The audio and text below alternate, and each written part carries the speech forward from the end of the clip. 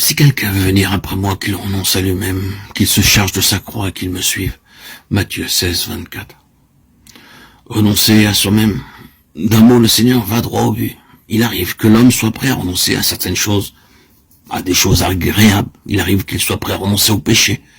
Mais renoncer à soi-même, à ce moi qu'il chérit tant, renoncer à en faire le mobile de sa vie, le ressort de ses actions, détrôner le moi pour que Jésus prenne sa place.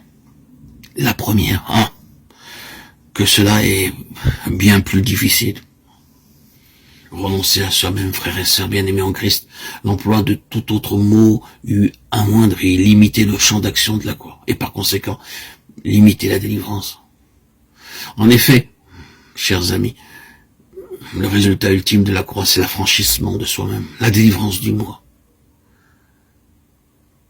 Auditeur, auditrice, si quelqu'un se charge de la croix, accepte l'esprit de la croix, manifesté en Christ au calvaire, et renonce à soi-même, il est alors assuré d'être affranchi du péché, des terreurs de la loi du monde et de l'esclavage de Satan.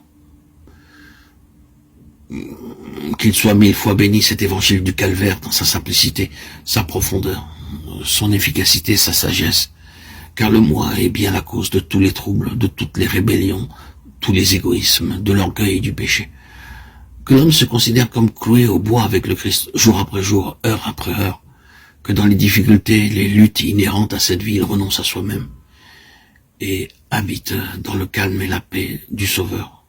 Suivant celui qui l'a précédé dans le chemin de la croix, cet homme suivra l'agneau. Non seulement jusqu'au calvaire, mais jusqu'au ciel, même où il partagera son trône.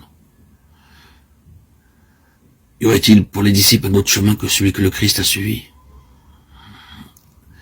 Évidemment non.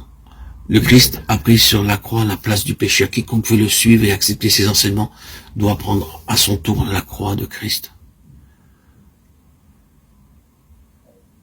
Lorsque les disciples avaient commencé à suivre Jésus de Nazareth, ils n'avaient sûrement jamais entrevu la possibilité du calvaire. Jésus les avait appelés, ils crurent qu'il était le Christ et le suivirent.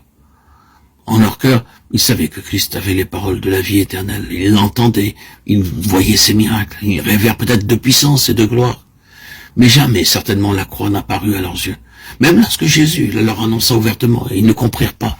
Luc 9, 43, 44. Il en va toujours de même avec la plupart des enfants de Dieu. Ils n'envisagent pas la possibilité de la croix.